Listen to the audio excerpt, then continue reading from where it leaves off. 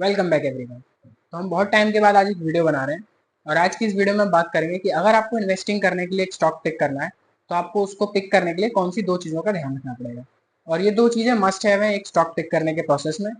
तो वो दो चीज़ें जानने के लिए इस वीडियो को एंड तक जरूर देखें एंड आई होप आपको ये वीडियो काफ़ी पसंद आएगा अगर आप इस वीडियो को एंड तक पूरा देखेंगे तो चलिए शुरू करते हैं। दो चीज़ें जिसके बारे में मैं बात कर रहा हूँ उसमें से जो सबसे पहली चीज़ है, इसका प्राइमरी रोल है आपकी इन्वेस्टिंग को अच्छा बनाने के लिए। और यही चीज़ आपको हेल्प करती है अच्छे से स्टॉक पिक करने के लिए, इन्वेस्ट करने के लिए। और ये आपको एक कंपनी का छोटा सा ब्रीफ ओवरव्यू देती है और इसका नाम है फंडामेंटल एनालिसिस। तो फंडामेंटल एनालिसिस में हम कंपनी को फंडामेंटली एनालाइज करते हैं, कंपनी करती क्या है, कंपनी का स्टॉक पी क्या है, कंपनी पे कितना कर्जा है और बाकी कंपनी के बारे में देखते हैं कि कंपनी क्या कमा रही है, कंपनी का कितना प्रॉफिट है। तो किसी भी स्टॉक को फंडामेंटली एनालाइज करने के लिए आपको इंटरनेट पर ढेर सारी वेबसाइट मिल जाएंगी, जिसमें से एक है स्क्रीनर, जिसका यूज हम करते हैं अपने स्टॉक्स को एनालाइज करने के लिए। तो चलिए अब हम स्क्रीनर के ऊपर क्विकली रिलायंस इंडस्ट्रीज के शेयर को एनालाइज करते हैं। तो अब हम स्क्रीनर की वेबसाइट पे हैं और रिलायंस इंडस्ट्रीज के ओवरव्यू पे हैं। तो जैसा कि आप देख सकते हैं रिलायंस इंडस्ट्रीज के बारे में यहाँ पे चीज़ें लिखी हुई हैं, किसने फाउंड की थी, किसके पास कितना स्टेक है। इसके अलावा यहाँ पे जो रिलायंस का बिजनेस है वो डाइवर्सिफाइड बिजनेस है, बट इसका जो मेन रेवेन्यू आता है वो आप देख सकते हैं यहाँ पे ऑयल टू केमिकल सेगमेंट से आता है। इसके अलावा जो रिलायंस का मार्केट कैप है वो आप देख सकते हैं 20,50,000 करोड़ के पास है। करेंट प्राइस 3,030 रुपए है और इसका जो हाई लो है वो भी आप देख सकते हैं। अब हम बात करते हैं मेन चीज़ों के बारे में, जो कि होता है कंपनी का स्टॉक पी। यहाँ पे आप देख सकते हैं रिलायंस का जो स्टॉक पी है वो क्लोज टू 30 है। अगर आपको किसी कंपनी में इन्वेस्ट करना है तो उसका जो पी है वो मिनिमम 15 से 20 होना चाहिए, या उससे कम होगा तो वो कंपनी आपको अच्छे प्राइस पे मिलेगी। इसके अलावा कंपनी का जो रिटर्न ऑन इक्विटी है ROE वो 9.25% है। ये 9 से 10 के बीच में होना चाहिए और इससे ज़्यादा होगा जितना उतना ही अच्छा है। इसके अलावा कंपनी का डेट टू इक्विटी रेशियो क्या है, कंपनी की प्रमोटर होल्डिंग कितनी है और कंपनी के ऊपर डेट यानी कि कर्जा कितना है। और एक और चीज़ जो आपको देखनी है वो है प्लेज्ड प्रमोटर होल्डिंग की परसेंटेज, की कंपनी ने अपना कितना परसेंटेज जो है प्रमोटर ने गिरवी रखा हुआ है।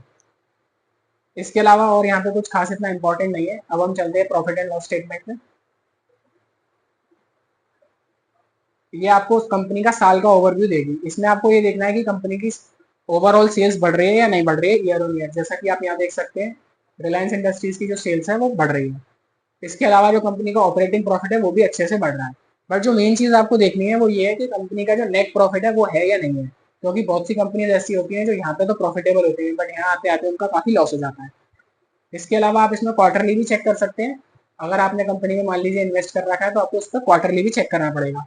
ये भी आपको चेक करना है क्वार्टर ऑन क्वार्टर इसका सेल बढ़ रहा है, प्रॉफिट बढ़ रहा है और नेट प्रॉफिट, जैसा कि मैंने अभी आपको बताया।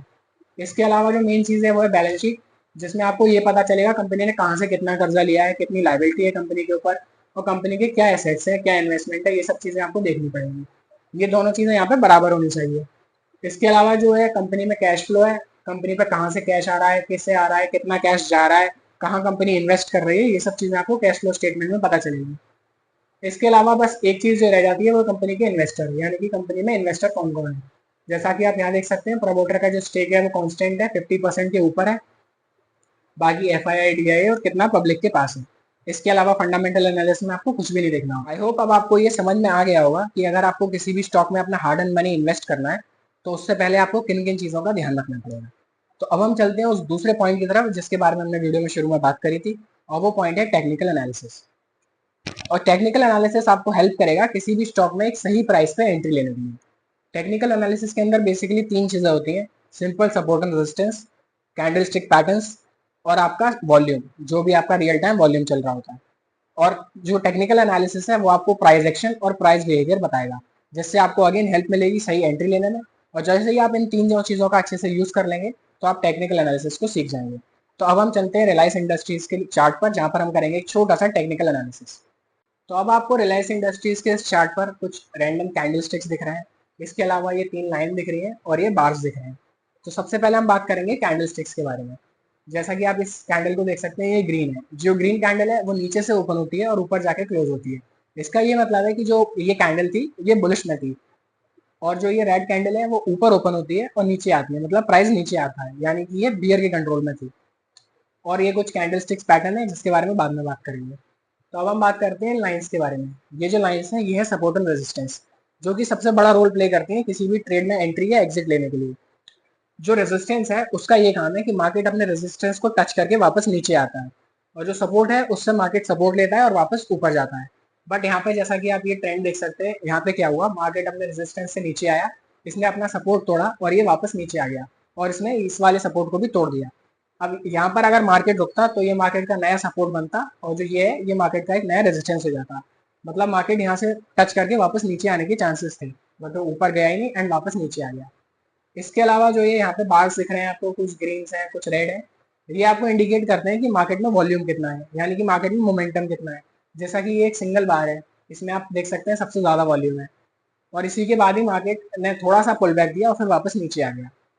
ये 3 चीज़ें हैं जो आपको देखनी पड़ेंगी और जब भी आप इन तीनों चीज़ों को मिक्स करके यूज़ करेंगे तो आप एक सही प्राइस पे एंट्री ले पाएंगे और यही 3 चीज़ें आपको प्राइस एक्शन समझाती हैं।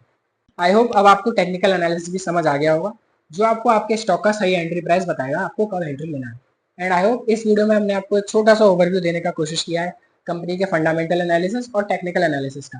फंडामेंटल आपको हेल्प करेगा कंपनी का ओवरव्यू जानने में और टेक्निकल आपका हेल्प करेगा कंपनी में एंट्री प्राइस बनाने के लिए। और इसी के साथ मान लीजिए आपने कोई भी स्टॉक पिक किया फंडामेंटल एनालिसिस करके एंड वो आपके फंडामेंटल के हिसाब से सही नहीं बैठा, तो आप एक लिस्ट बना सकते हैं कि आपको किस प्राइस पे इन्वेस्ट करना है या कंपनी के फंडामेंटल में कुछ चेंज होगा तब इन्वेस्ट करना है। और यही तरीका हम भी यूज़ करते हैं इन्वेस्टमेंट करने के लिए और यही सबसे सिंपल तरीका है और मोस्टली लोग इसी का इस्तेमाल करते हैं।